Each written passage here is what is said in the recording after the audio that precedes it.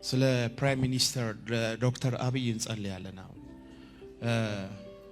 ሰው የለውም ብቻውን ያለ ሰው ሞት የተደገሰለት ሰው ነው። በቤተ ክርስቲያን የምናደርገውን ጸሎት አላህ ይሰማዋል። ለእናንተ ለሙስሊሞች በኦርቶዶክስ ቤተ ክርስቲያን የምናደርገውን ቅዳሴና ጸሎት ለፕሮቴስታንቶቹ ለእናንተ ይሰማቸዋል።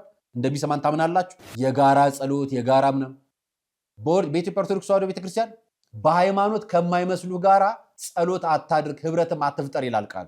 ይሄ ቀኖና ነው፣ ዶግማ ብቻ ነው፣ ቀኖና ነው፣ ስርዓት ነው። እስከዛሬ ድረስ ጳጳስን በስድብ የጠራ ሰውና ፓትርያርክን በስድብ ጠርቶ የተሾመ ሰው ማቀው ዶክተር ዘሪሁን ሙላቱ። ጳጳሶች ሲነገር ጥፋቱን ከጥፋት እውነቱን ከእውነት ለይተን ስህተትን ከስህተት እውነትን ከእውነት አረሞ መናገር ደግሞ የምዕመን ግዴታ። ኢብራሂም የሚባል ጎረቤት አለኝ ክርስትና እንደዚህ አይልም ብለህ ያንተ ክርስቶስና ያንተ ሲኖዶስ ሲሰደብ ግን ምንም አትልም። አባቶች ጋር በተደጋጋሚ ኦርቶዶክሳዊ ቻናል የምንሰራው እኔ ወንድሜ ነጋሽ ነን። በብዛት የቅቤ እምነት ታውቃለህ? በቤተ ክርስቲያናችን የለም አይደል? ግን የቅቤ እምነት የሚሸጥበት ቤተ ክርስቲያን አለ። የማር እምነት አለ የሚሸጥበት፣ የቃሪያ እምነት አለ የሚሸጥበት፣ የበሶ እምነት አለ የሚሸጥበት። ይሄን ታውቃለህ አይደል? ግን አትናገርም።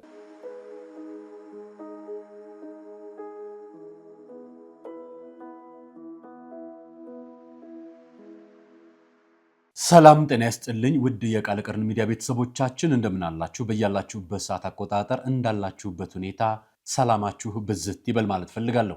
ወንድም እህቶቼ፣ ታላቅ ታናሾቼ እንደየእድሜያችሁና እንደየክብራችሁ መጠን ሰላማችሁ ይብዛ። ታሞ የተኙ በሆስፒታል ያሉ በጸበል ስፍራ የሚገኙ ወገኖቻችንን እግዚአብሔር ያስብልን፣ ከክፉ ነገር በሙሉ ይጠብቅልን። ዛሬ የያዝኩላችሁ መረጃዎች አሉ።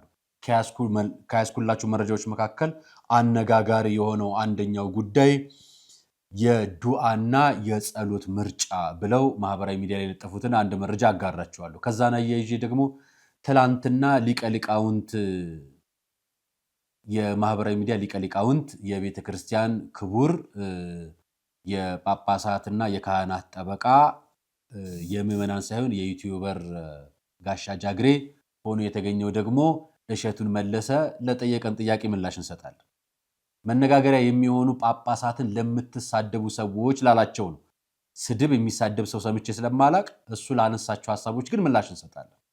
እሱን አብረን የምናየው ይሆናል። የምንሰጠው ግን ከራሳቸው እሱ ከሚከለከላቸው ከአባ ገብረ ኪዳን ከቀሲስ ሄኖክ ከነሱም ጨምሮ ከመጽሐፍ ቅዱስም አድርገን ምላሽ የምንሰጣቸው ይሆናል። ሌሎች ነገሮች መረጃዎች አያይዤላችሁ መጥቻለሁ።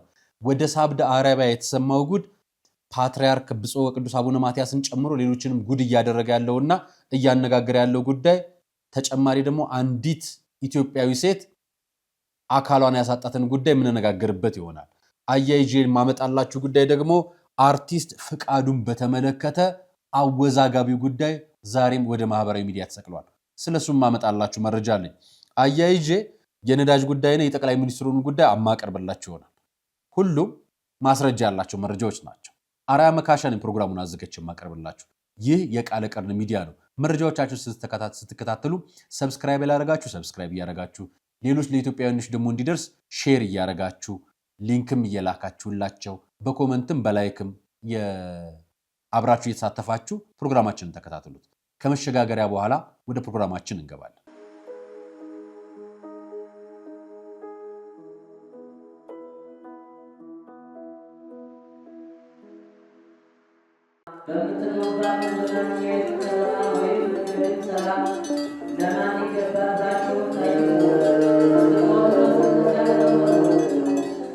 የመጨረሻውን የግብረ ሰላም ድግስ ወጪውን ለገዳማውያኑ አድርገው አባቶችን ያስቡ። የበዓለ ሃምሳ መገባደጃ የሐዋርያቱን ጾም መቃረቢያ በረከት ለሙታንሳ ማር ቅዱስ ሚካኤል አንድነት ገዳም ይላኩ። አባቶቻችን ዛሬ ላይ ረሃቡን ታሪክ አድርገው ቢያሸንፉትም በባት ጦት ይፈተናሉና ክረምቱ ገብቶ የጀመርነው የባት ግንባታ እንዳይቆምብን አሁኑኑ ያቅሞትን ለመናንያኑ ይላኩልን። ለምድራችን ሰላም ለሀገራችን በረከትን ያድልልን።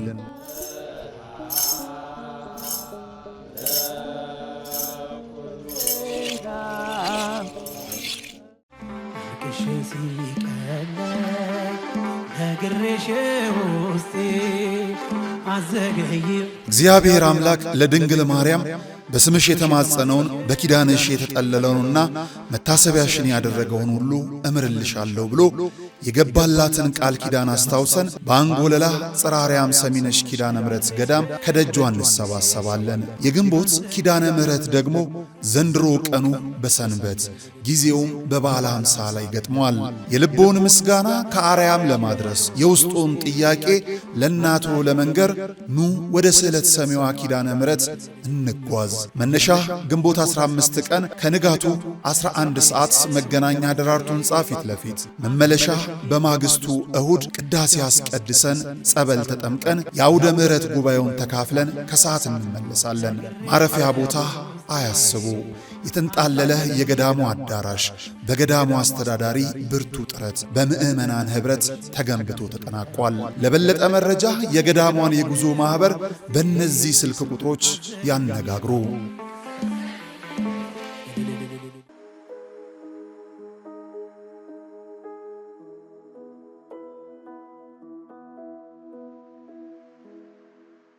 አመሰግናለሁ። የመጀመሪያው መረጃ የሚሆን ያው ሁሉ ጊዜ ለቅምሻ የሚሆን ኢትዮጵያዊነት ደስ የሚለው ነገር አለማካፈላችሁ ተመልከቱ። ይሄንን ነገር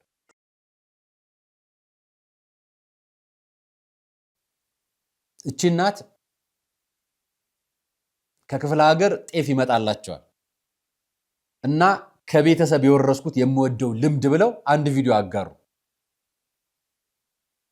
ጤፉን አስፈጭተው ለጎረቤት በሳህን ሰፍረው 5 ኪሎ 10 ኪሎ አጠገባችሁ ላሉ ቤተሰቦች ያካፍላሉ። ጎረቤቶች እናንተ ጋር እንዲህ የሚያደርግ ልምድ አለው? እንዲህ አይነት ጉርብትና፣ እንዲህ አይነት እናትነት፣ እንዲህ አይነት ጎረቤት እኮ ነው ያጣነው አይደል? የምንባላው የምንሳቃየው አጥር ሰቅለን እሾህ አጥረን በልባችንም በተግባርም በትምህርት ቤትም ልጆቻችን እንዳይገናኙ እያደረግን እንኳን ፍቅር ትህትና ማስተማር አቅቶን አይደል የተቸገርነው? ለዚህ ነው አይደለም ብሔር ጠርተን የምንጋደለው? ለዚህ ነው አይደለም ጎሳ ጠርተን የምንጋደለው? ለዚህ ነው አይደለም የፖለቲካ ድጋፍ ለይተን የምንጋደለው? እንደነዚህ አይነት እናት ያሳደጓቸው ልጆች እያነሱ መሄዳቸው፣ እንደነዚህ አይነት እናቶች በመጥፋታቸው እኮ ነው ይሄን መከራ የምናየው። ቀጣዩ ምርጫ ነው አይደል? ለምርጫው ደግሞ በዱዓና በጸሎት የሚል ማህበራዊ ሚዲያ ላይ የተጋራው መረጃ ላጋራችሁ። ይሄ አንድ አፍታ የዘገበው ዘገባ ነው። አሪያ ላይ ትናንትና ዝግቤላችሁ ነበር። የምርጫ ጸሎትና ዱዓ ሊደረግ ነው፣ የሰባት ሃይማኖት ተቋማት በጋራ ይጸልያሉ ብለው ቀሲስ ታጋይ ታደለን የፊት ፎታቸው አድርገው ገልጸው ትላንትና በሰጡት መግለጫ በወዳጅነት ወይ በአንድነት ፓርክ ከ2000 በላይ ሰዎች የሚገኙበት ከሁሉም ሃይማኖት ተቋማት የሚገኙበት የጋራ ጸሎት ይደረጋል። ጸሎቱ በነገራችን ላይ በተደጋጋሚ በኮሮና ወቅት ላይ እንዲህ አይነት ጸሎት ለማስደረግ ሞክረውና ሰርተው እንደነበር እናውቃለን። እንደው ለኦርቶዶክሳውያንም ለእስልምና እምነት ተከታይም ለሌሎች እምነት ተከታዮች አንድ ነገር ልጠይቃችሁ። ለእምነት ተከታዮቹ ነው የምጠይቀው። ይሄንን ታዘው ለሚሰሩትና ለሚያደርጉት አይደለም ጥያቄ፣ ለእምነቱ ተከታዮች ነው ሐሳብ ማካፈላችሁ። ከእናንተ ውጭ ያለው ሌላ ሃይማኖት ተቋም እውነተኛ ጸሎተኛ ነው? እግዚአብሔር ይሰማዋል የእውነት? ወይ ደግሞ አላህ ይሰማዋል የእውነት ጸሎቱን? በቤተ ክርስቲያን የምናደርገውን ጸሎት አላህ ይሰማዋል? ለእናንተ ለሙስሊሞቹ በኦርቶዶክስ ቤተክርስቲያን የምናደርገውን ቅዳሴና ጸሎት ለፕሮቴስታንቶቹ ለእናንተ ይሰማቸዋል? እንደሚሰማን ታምናላችሁ? እሺ ተውት። ካቶሊኮች የሚያደርጉት ጸሎትና ቅዳሴ ስርዓት እግዚአብሔር እንደሚሰማን ታምናላችሁ? ካመናችሁ ለምን ሙስሊም ሆናችሁ? ለምን ፕሮቴስታንት ሆናችሁ? እንደሱ ከሆነ ኑና አንድ ላይ እንቀድስ። የጋራ ጸሎት የጋራ ምንም በኢትዮጵያ ኦርቶዶክስ ተዋሕዶ ቤተክርስቲያን በሃይማኖት ከማይመስሉ ጋራ ጸሎት አታድርግ፣ ህብረትም አትፍጠር ይላል ቃሉ። ይሄ ቀኖና ነው፣ ዶግማ ብቻ ነው። ቀኖና ነው፣ ስርዓት ነው።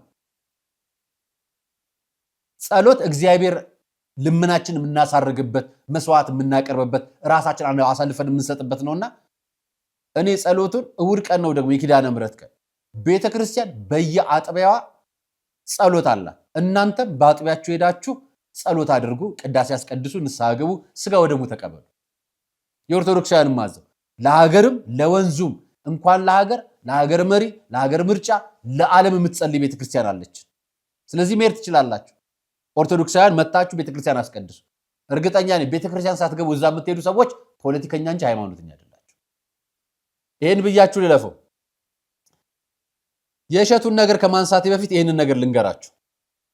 መጪው ጊዜ ለኦርቶዶክሶች ከትላንትናው በባሰ መልኩ እንደሚሆን ጠብቁት ሲል አንድ ወዳጃችን ወንደሰን አርሲሶ ማረጃውን አጋራ። ክፉዎችም ከክፋታቸው ተላሎችም በፈዛዛነታቸው ጸንተዋል። ገዳዮች መግደላቸውን አቁመዋል። አፋኞች ማፈናቸውን አቁመዋል። ሌቦች ከመስረቅ አቁመዋል። በሃይማኖት ስሜት የተጠለሉ ዘራፊዎች ከመዝረፍ አቁመዋል። እምነት አልባንን ከሚሉ ሰዎች እምነት አልባነታቸውን ትተው ልባቸውን አስክነው መልካም ለመሆን ጥረዋል። ጭፍን ሃይማኖተኛ ነኝ በሚል ደግሞ ሰበብ ራሳቸውን እንደ ጻድቅ የሚቆጥሩ ሰዎች ሌላውን ግለሰብ ከመክሰስ ተመልሰዋል። አልተመለሱም አይደል? ትዝ ይላችኋል። በባምቢ ጉዳይ ጥብቅና የቆምኩለት የመጀመሪያው ሰው እኔ ነኝ፣ አሁን እሸቱን። ምክንያቱም ባምቢ የምትባል እህታችን አይደለችም፣ ባምቢ ሴተኛ አዳሪ የምትሰራ እህታችን ኃጢአቷን ማንም አይፈልገውም፣ እግዚአብሔርም አይፈልገውም፣ እኛም አንፈልገው፣ የግል ኃጢአቷ። እግዚአብሔር ግን ይፈልጋታል፣ ከነ ኃጢአቷ እንድትመለስ በንስሐ ይፈልጋታል። እንዲህ ብለን ሞግተን ነበረ እና ያው ጻድቅ የምንጫወት እኮ ሰባኪዎችና ሚዲያ ላይ የምንቀመጥ ሰዎች አለን። ሁላችንም ጻድቅ አይደለንም፣ ኃጢአተኛ ነን። በነገራችን እሱን እንዳትረሱት። መከራችን የሚፈልቀው ከተበላሸው ትውልድ ከስውት ስርዓት ከሰይጣን ማድሪያዎቹና ከባህር ማዶ እጃቸውን ከሚሰዱ አካላት ነው። ሐሳባቸውን የውጭ ገንዘብ ዶላር እያሰቡ የሚሰሩ ከውጭ ዶላር እርዳታ ስም የሚቀበሉ የውጭ አካላትን እንደ ትልቅ ነገር እያዩ የሀገራቸውን ሰው የረሱና የሀገራቸውን ተቋም የረሱ አካላት በጣም አደገኛ ናቸው። የህዝባቸውን ባህል፣ የህዝባቸውን ወግ፣ የህዝባቸውን ሃይማኖት፣ የህዝባቸውን ስርዓት የማይጠብቁ ሰዎችም አደገኛ ናቸው። እስካሁን የመጣንባቸው 8 የሞት ዓመታቶች የሞት ዋዜማዎች ናቸው ማለት ይቻላል ሲል ነው ያጋራው። ሞታችን የፖለቲካ ልብስ ስለሚሰጠው ከጆሮ የማይገባ ፍትህ አልባ ሆኗል። በነገራችን ላይ ብዙዎች አይታችሁ ከሆነ የቤተ ክርስቲያን በደል፣ የምዕመናን በደል፣ የኢትዮጵያውያን በደል፣ የእስልምና በደል፣ የክርስትና በደል፣ ኢትዮጵያውያን በደል አያቀርቡ፣ ግን ጠበቃ ሲሆኑ ታያችኋላችሁ። ሊጮሁ ሲገባቸው ዝም ስላሉት ሰዎች ሲናገሯቸው ሰደባችሁ ብለው ይናገሯቸዋል። እነግራችኋል። ባለፉት 8 የሞት ዓመታት የሆነብን ይቅርና ወደፊት በሁሉም ኦርቶዶክሳውያን ህይወት መኖር እንደ ወንጀል ይቆጠራል። በአሩሲ በህይወት መኖር ወንጀል እንደሆነ ሁሉ በአቅጣጫው ኦርቶዶክስ ሆኖ መኖር ወንጀል ነው። ወደፊት ክርስቲያን መሰል ድንዙዛን ኦርቶዶክሳውያንም የጥፋቱ ዱላ ሆነው አብረው ራሳቸው ወገናቸውን ያጠፋሉ። አባቶችን ማንቃት፣ ካህናትን ማንቃት፣ ምዕመናንን ማንቃት ምንም አይሰሩም፣ አይሳተፉም።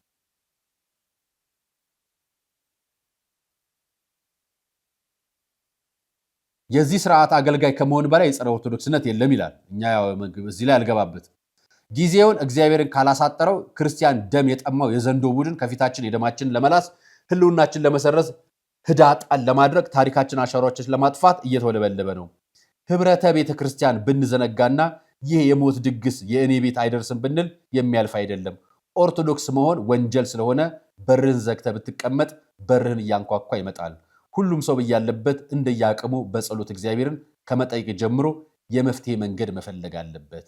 ይህን ለመፍትሄ ለመፈለግ ማወቅ አለብን። መጀመሪያ ለምሳሌ ምዕመን እንደ ምዕመን ጸሎት ማድረግ፣ ንስሐ መግባት፣ ስጋ ወደሙ መቀበል፣ አጠገቡ ያለውን ጥፋት የሚሰራውን ሰው እንዲያርም ማድረግ፣ ወንድሙን ማስተካከል ግዴታ አለበት። በነገራችን ላይ መጽሐፍ ቅዱስ ቃል አመጣላችኋለሁ። ይሄንን ነገር ላሳያችሁ። ትላንትና ወንድማችን እሸቱ ይሄንን ማህበራዊ ሚዲያ ላይ ከተጠፈ በኋላ ማታ ሙሉ ቪዲዮን አየሁት። ጳጳሳትን መሳደብ ኖርማል አይደለም የሚል ነው ፕሮግራሙ። እስከዛሬ ድረስ ጳጳስን በስድብ የጠራ ሰውና ፓትሪያርክን በስድብ ጠርቶ የተሾመ ሰው ማቀው ዶክተር ዘሪሁን ሙላቱን ብቻ። ሙላቱን ያባቱ ስም አይመስልም። ሊቀ ሊቃውንት ምናምን ተብሎ የተቀመጠው ቦሌ መድኃኔዓለም የስብከተ ወንጌል ኃላፊ ሆኖ በ28000 ብር ደሞዝ የአዲስ አበባ ሀገረ ስብከት ቀጥሮት አሁን አደባባይ ላይ ሆኖ የጌታ እራት ሰንበቴ ነው ብሎ የተናገረው ሰው ብቻ ነው እስከዛሬ የማውቀው። ብፁዕ ቅዱስ አቡነ ማትያስ ሲሳደብ የሰማው ሚዲያ ላይ ወጥቶ ማህበራዊ ሚዲያ ላይ ወጥቶ ጳጳሳትን በስማቸው የሰደባቸው ጠርቶ የሰደባቸው ሰው ሰምቼ አላቅም ማለት ሌላ እምነት ተከታይ ሆኖ ጳጳሳት ሲናገር ምናምን ሲናገር እናውቃለን። እሱን እኛ እየመለስን እየተናገርን ነው። እዚህ ቦታ ላይ ግን ጳጳሶች ሲነገር ጥፋቱን ከጥፋት እውነቱን ከእውነት ለይተን ስህተትን ከስህተት እውነትን ከእውነት አርሞ መናገር ደግሞ የምዕመን ግዴታ። ፍትሐ ነገሥት ሳታነቡ፣ ሕገ ቤተ ክርስቲያን ሳታውቁ፣ ቃለ ዓዋዲ ሳትይዙ አባቶችን በትህትና በሚያርም በሚያርቅ መልኩ አለመናገርም ጥፋት። አለመናገር እንየው ምን ሐሳቦች እንዳነሳ በጣም አደገኛ ሐሳቦች ስላነሳ ነው የምነግራችሁ። በአባቶች የሚሰጡ ቁርባንን ንጹህ ነው መጥፎ አድርገው እንዲስሉብን አታድርጉብን የሚል መልእክት አለው። እስከዛሬ በጣም ብዙ ኦርቶዶክሳውያን ማህበራዊ ሚዲያ አንቂዎች ሲሰሩ ማየው አባቶች ዶግማና ቀኖና ሲጥሱ፣ ለምሳሌ የስቅለት ዕለት ብፁዕ አቡነ ገብርኤል ሲጥሱ እመቤታችን ቤዛ አትባልም ሲባሉ ለማረቅ የቆመ እሸቱ መለሰን አላየሁት። ማህበራዊ ሚዲያ ላይ ወጥተው ወለጋ ላይ ሲገደሉ፣ አርሲ ላይ ሲገደሉ፣ ሻሸመኔ ሲጨፈጨፉ፣ አዲስ አበባ ዙሪያ ላይ በድንጋይ ተቀጥቀጡ ሲገደሉ ካህናት እየተገደሉብን ነው ካህናት ብሎ ድምጽ ሲሆን አላየሁት። እኛ የምናውቀው የሃይማኖት ሳይሆን የፖለቲካ ሹመኞችን በማሞገስ ስልጣን የሚይዙ ሰዎች ብዙ ሰዎች አይቻሉ። በጣም ብዙ ሰዎች ጥፋት እየሰሩ እያወቁ እያሞገሱ እያወደሱ ፖለቲካ የሚሰሩ ሰዎችን አውቃለሁ። በሃይማኖት ግን ዛሬ የመጀመሪያውን አየሁት። እሸቱ ቅዱስ ቁርባን ንጹህ አይደለም ይሄኛው ካህን መጥፎ ነው ብሎ የተናገረ አንድ ሰው ጥቀሱልኝ። አንድ ሰው ሰምቼ አላውቅም። በእያንዳንዱ ቪዲዮቻቸው እያንዳንዱ ኦርቶዶክሳውያን አይደለም ሌላ ገቢ ማሰባሰብ ሲሰሩ የነበሩ ቲክቶከሮችም ጭምር አባቶች እባካችሁ ድምጽ ሁኑን፣ ልጆቻችሁን በጎቻችሁን ጠብቁ ሲሉ ነው የሰማሁት። እሱን ስድብ አድርጋችሁት ነው እንዴ? ነው ስድብ እንዲሆን ፈልጋችሁ ነው ወይንስ ካራክተር አሳሲኔሽን እየሰራችሁ ነው? ካራክተር አሳሲኔሽን የሚሰራው የራስን ወዳጅነት መርጦ ሌላውን የተናገረውን ነገር በሚፈልጉት ተርጉሞ መናገር ማለት ነው። ይሄንን አንተ ላይ ሲሰራ እናውቃለን። እሸቱ መለሰ ላይ ሲሰራ እናውቃለን። ለምሳሌ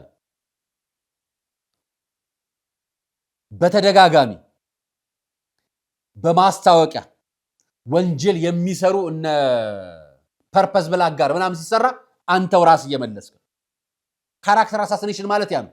ወደ ሚዲያ የሚወጡ ጠንካራ ኦርቶዶክሳውያንን አናታቸውን መስበር። እኛ ደግሞ እንዲህ ሲሰራበት ትክክል ያልሆነው ትክክል አይደለም። ያኔ እፎይና እስልምና እምነት ተቋሙ ምክር ቤቱ መግለጫ ሲያወጣ ምን ሲያወጣ አንተ ባትገባበት ጥሩ ነበር፣ ኢብራሂም የሚባል ጎረቤት አለኝ፣ ክርስትና እንደዚህ አይልም ብለህ ያንተ ክርስቶስና ያንተ ሲኖዶስ ሲሰደብ ግን ምንም አትልም ነበር። ያኔ ወተን ወቀስን። ስህተት ስትሆን ስህተት ነው፣ ትክክል ስትሆን ትክክል ነው።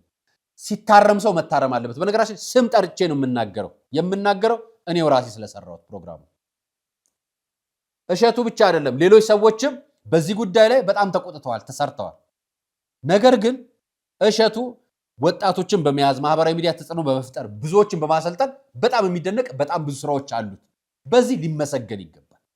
አንድን ጥፋት ስለጠፋ በህይወቱ በሙሉ ይጥፋ ይሄ ሰውዬ እርኩስ ነው አይባልም። እንደሱ ብለንም አናውቅ።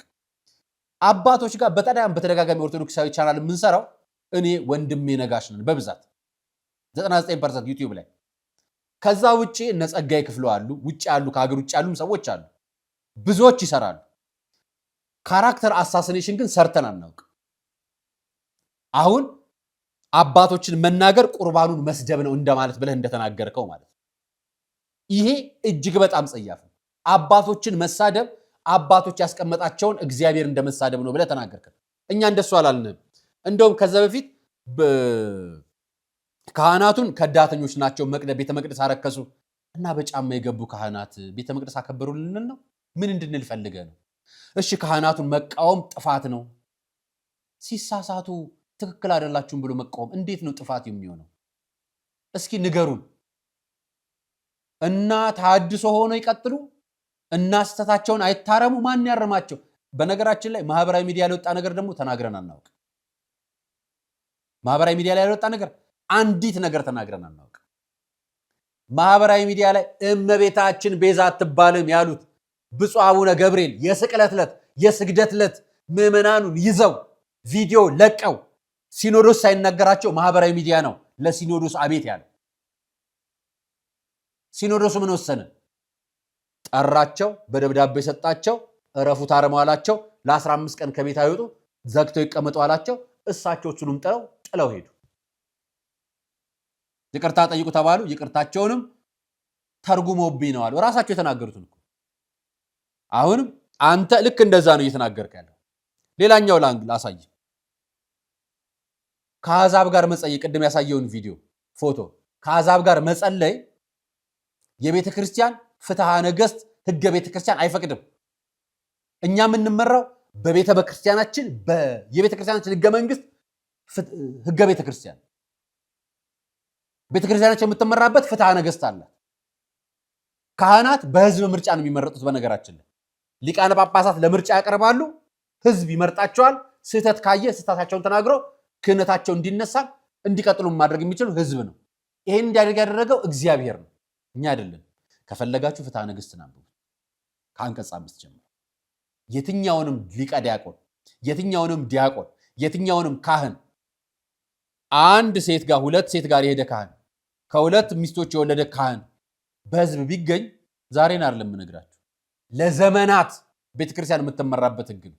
ሀገሮች የሚመሩበት ህግ ነው። ፍትሐ ነገሥት በነገራችን ላይ የኢትዮጵያ ኦርቶዶክስ ተዋሕዶ ቤተክርስቲያን ብቻ አይደለም የምትመራበት። ምስራቅ ኤሲያን ጨምሮ ምስራቅ አውሮፓን ጨምሮ የክርስቲያን ሀገር የሚባሉት በሙሉ በ318ቱ ሊቃውንት የኒቂያ ጉባኤ ከዛ ጊዜ ተጀምሮ የተዘጋጀ ከመጽሐፍ ቅዱስ የወጣ ሀገራት የሚመሩበት ህግ ነው። ያን ሁሉም ሀገራት ነው የሚመሩበት። ይሄን በሱ ነበር የምንመራው፣ ስቲልም አሁንም እንመራለን። በህገ ቤተክርስቲያናችን ደግሞ ስህተትን አይቶ ዝም ማለት ጥፋት ነው። አሳያችኋለሁ፣ ሌላ ስለማሳያችሁ። ሌላኛው ቤተክርስቲያን አባቶቻችን በሃይማኖተኝነት በብሔርተኝነት የሃይማኖተኛ ብሔርተኛና ፖለቲከኛ ተደርገው ይፈረጃሉ ብሎ የተለያዩ ሀገራትን የሶስትና የአራት ሀገራትን ምሳሌዎችና እንዴት ቤተክርስቲያናቸው እንደፈረሰ ሊያሳየን ሞከረ። ትክክል ናቸው እነሱ ያን ሁሉ ዓመታት ሲፈርሱ እኛ ለምን ቆየን የሚለውንስ በምን ያዛችሁ?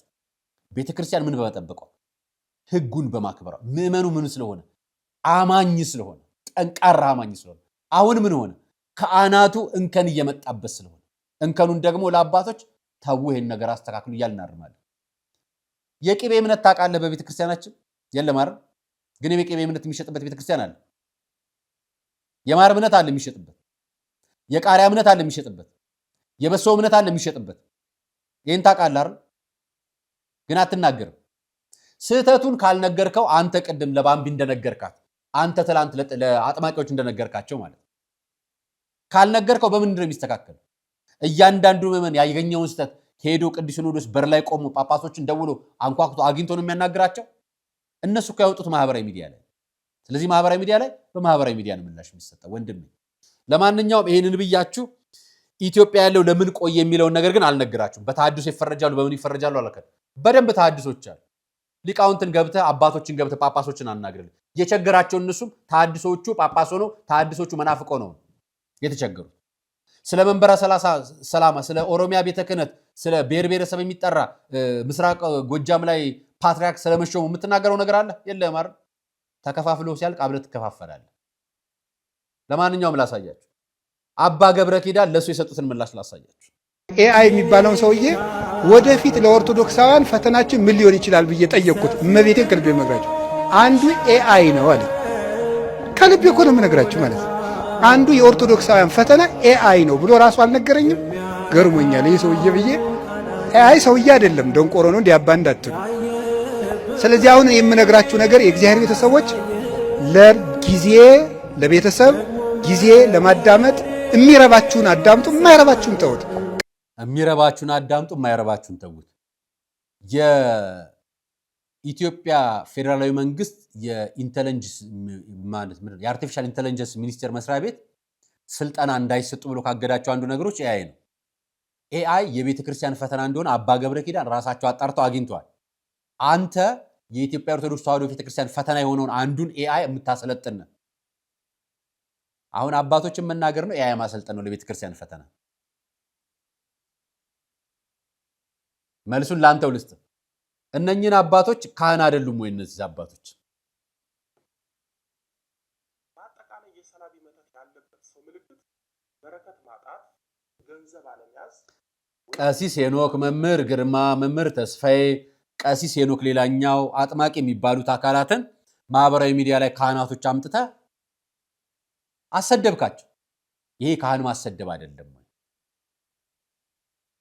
እንደሱ ካልከን ማለት ስህተት ነው። ስህተት እንዲታረም መጠየቅ ትክክል ነው፣ ተገቢ ነው። በነገራችን ስህተት ነው፣ ስሜታዊ ያደርጋል፣ ያስቆጣል። እምነት ነው፣ ሀገር ነው፣ ያስቆጫል። ሳያስቆጨን ፈገግ እያልን የምናወራው እምነት አለን እንዴ? የለንም እኮ። ህይወት ነው፣ የዘላለም ህይወት ነው እኮ። እነዚህን ካህናቾች ስንናገራቸውስ ምን ይሆናል? ጥፋት አይደለም? ጥሩ። እነዚህን አሳይቻችሁ የቤተ ክርስቲያናችን ጉዳይ እመጣላችኋለሁ። በትንቢተ ሕዝቅኤል ምዕራፍ 3 ከቁጥር 10 ጀምሮ እርሱም የሰው ልጅ ሆይ የነገርኩህን ቃሌን በልብህ ተቀበል፣ በጆሮህም ስማ። ተነስተህም ወደ ተማረኩ ወደ ወገንህ ልጆች ሂድ።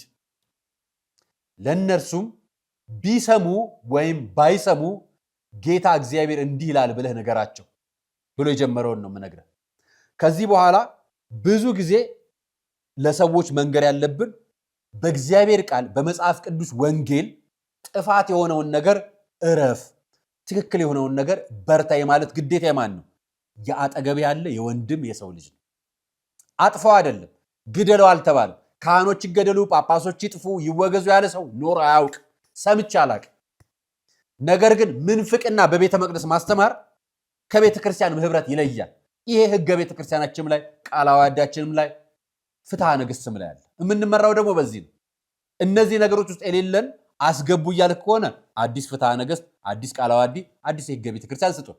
እናንተ ለእሸቱ የሰጣችሁትን አይነት ማለት ነው።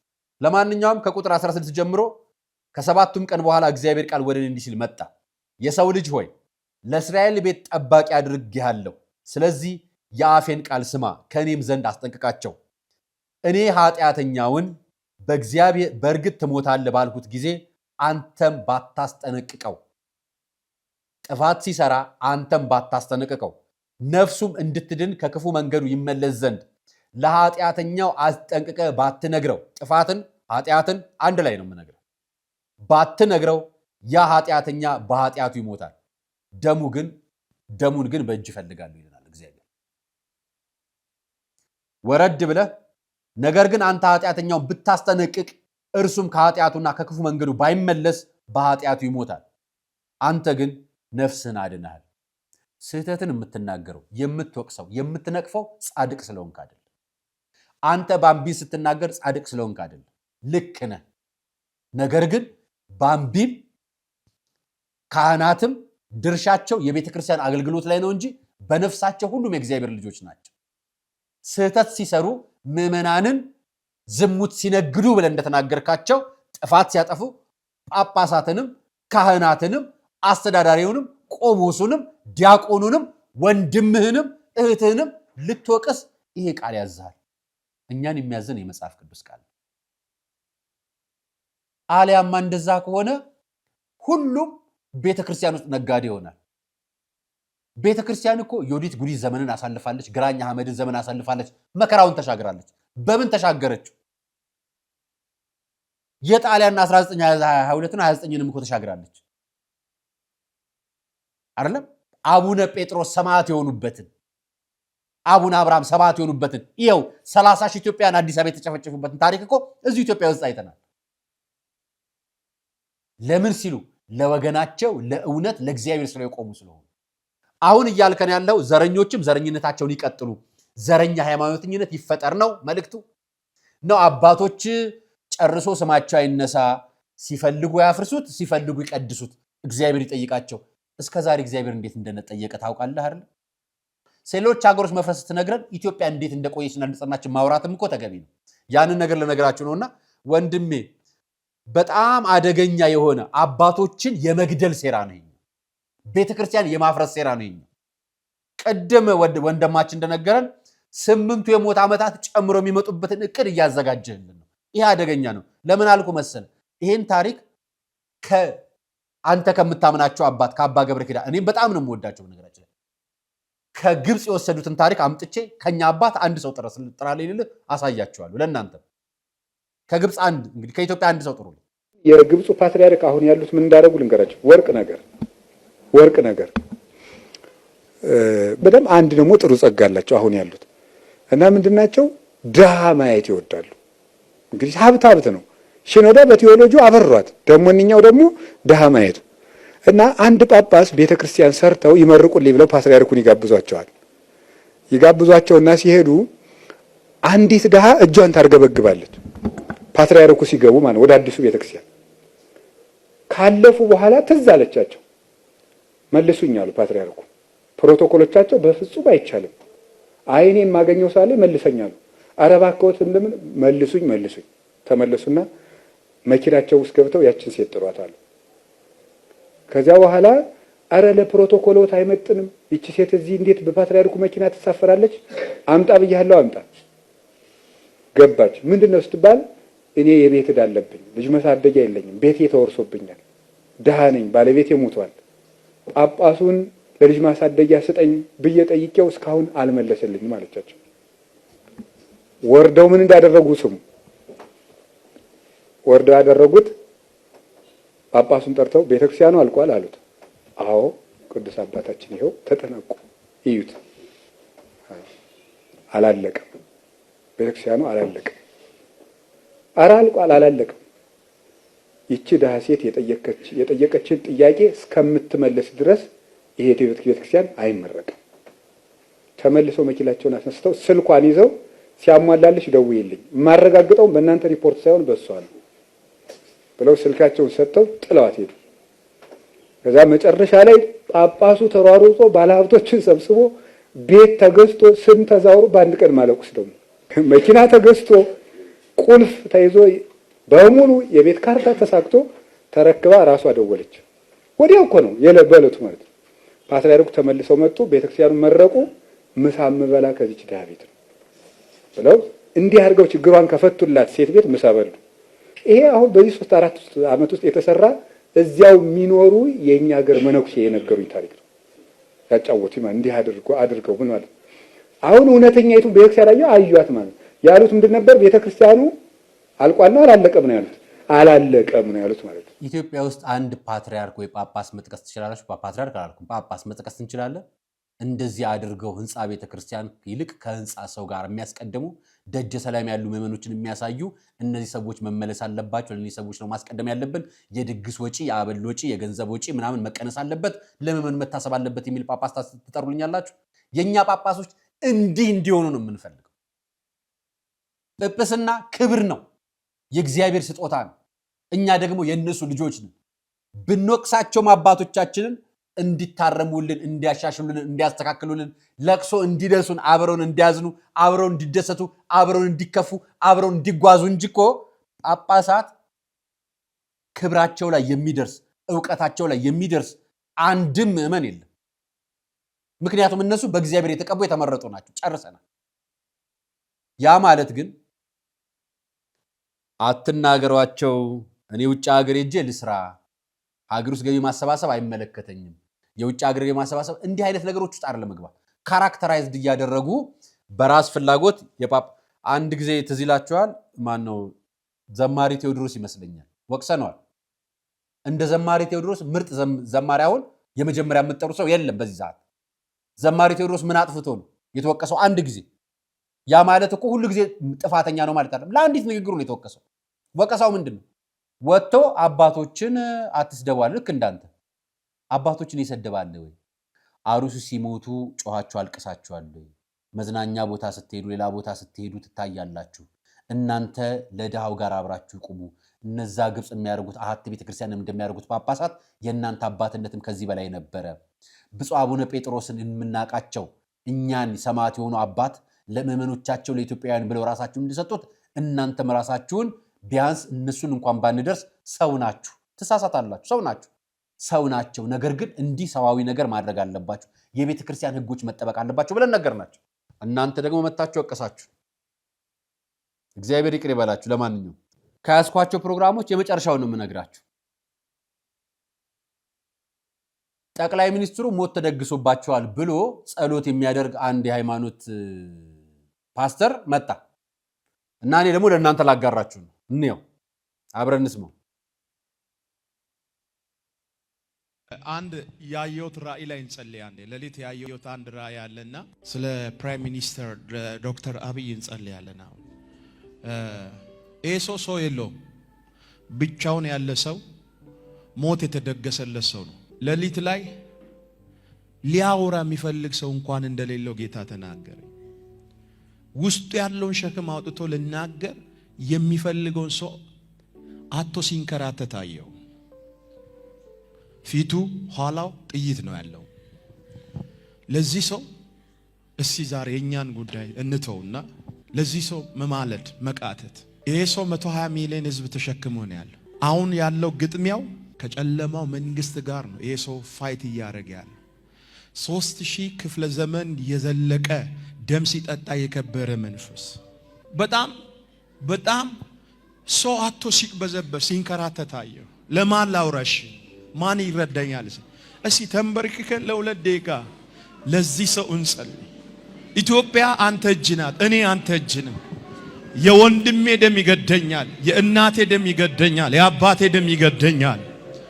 እንጮሃለን። እግዚአብሔር ሄደን በእውነት ነው ምላችሁ አጠገቡ ሄደን የሆነ ነገር ባንችልም እንኳን ብንጸልይለት እግዚአብሔር አምላኬ መንገዱን ያሳየው፣ በሩን ያሳየው።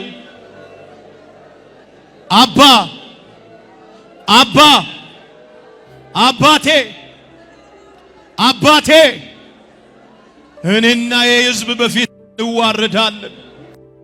እኔና የሕዝብ በፊት እንጮሃለን ስለ ምድራችን። እግዚአብሔር ሆይ ስለ መሪያችን እንጮሃለን፣ እናለቅሳለን። የኔ ጌታ፣ የኔ አባት፣ የኔ ጌታ፣ የኔ አባት፣ የኔ ጌታ፣ የኔ አባት አባ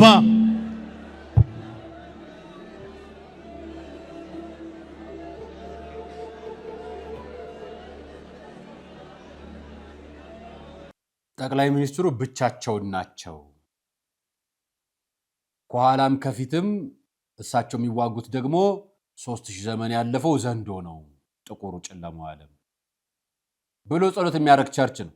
የፖለቲካ ፓርቲ አይደለም፣ በነገራችን ቸርች ነው ያልኳችሁ።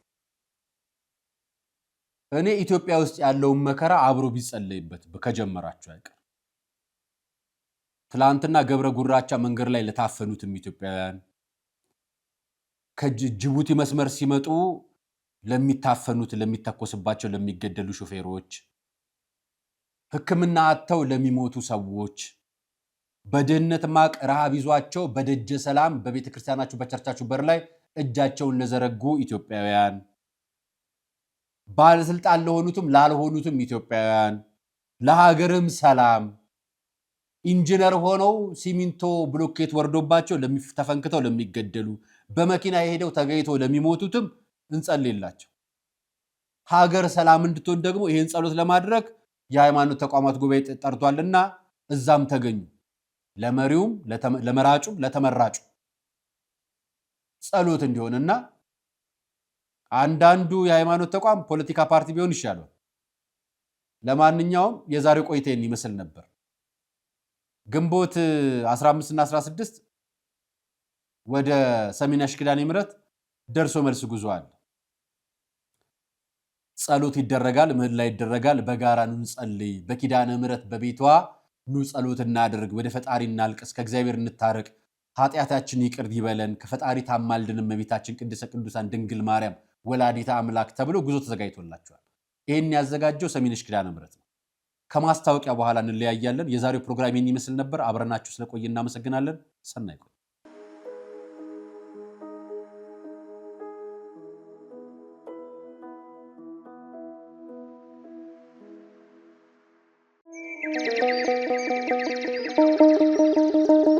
መድኃኔ ዓለም ሞትን ድል አድርጎ በኃይሉ ስለተነሳ በፋሲካው ማግስት ገዳማውያኑን በፍጹም እንዳንረሳ የተዋህዶ ልጆች የእናቶች በዓት አልቋል ብላችሁ እጃችሁ እንዳይሳሳ ደግሞስ ብታዩት የአባቶቻችሁን ፍዳና አበሳ።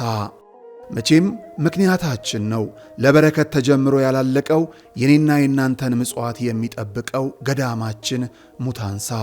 ስለዚህ ለበረከት ሥራ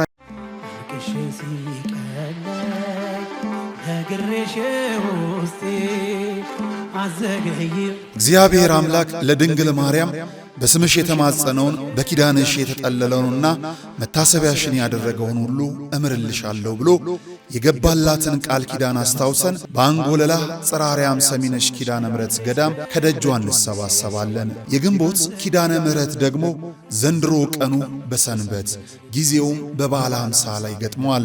የልቦውን ምስጋና ከአርያም ለማድረስ የውስጡን ጥያቄ ለእናቶ ለመንገር ኑ ወደ ስዕለት ሰሚዋ ኪዳነ ምሕረት እንጓዝ። መነሻ ግንቦት 15 ቀን ከንጋቱ 11 ሰዓት መገናኛ ደራርቱ ሕንጻ ፊት ለፊት፣ መመለሻ በማግስቱ እሁድ ቅዳሴ አስቀድሰን ጸበል ተጠምቀን የአውደ ምሕረት ጉባኤውን ተካፍለን ከሰዓት እንመለሳለን።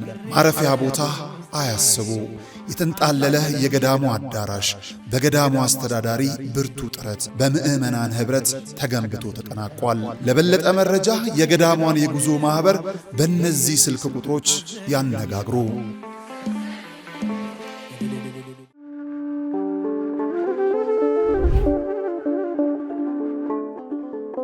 በዘመን ብዛት እርጅና ተጫጭኖት በሰው ማጣት መቅደሱ ለፈረሰው ጣጃ አቦአቡ የገብረ መንፈስ ቅዱስ ማን ነው ቀድሞ የሚደርሰው? ምድሩ ለምለም ሀገሩ የጀግና ጦርነት ፈተነው እንጂ የማያውቅ ልመና። ዛሬ ግን አዛውንቶቹ ጉልበት ከርቷቸው፣ ወጣቶቹ ግራ ገብቷቸው የአቡዬ ቤተ መቅደስ ሊፈርስ ተቃርቧልና ስለ አቡዬ ብላችሁ የጻድቁን ቤተ መቅደስ እንገንባ።